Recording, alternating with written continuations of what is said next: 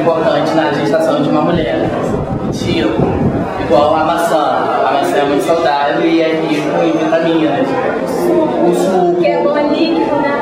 E quando a mulher está grávida, é muito bom beber bastante líquido. Mas também tem que tomar cuidado porque ela vai beber. Não é qualquer líquido. Tá bom?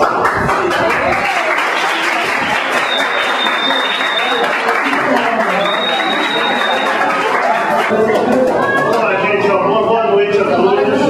Eu sou o Marcelo, orientador da turma 1308. Nós temos poucos representantes aqui, mas o pessoal participou durante a semana e no finalzinho do ano também sobre essa questão da educação alimentar. Nós fomos responsáveis, assim também como a turma do professor Elton, que depois vai apresentar, sobre a educação alimentar, né, segurança alimentar na idade adulta e na terceira idade.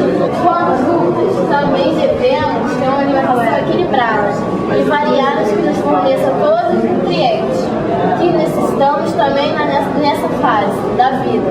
Devemos praticar atividades físicas para equilibrar o corpo e a mente. Os alimentos que encontramos na natureza normalmente são ricos em nutrientes necessários que nós precisamos para uma boa alimentação. Alguns de carboidratos, proteínas, minerais. Então, cada grupo que vocês vão ver aqui está representando uma região.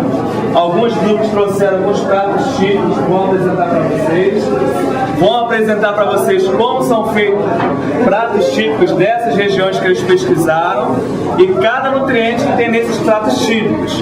Além disso, os grupos também fizeram uma análise de produtos industrializados e mostrando qual o valor nutricional de cada produto.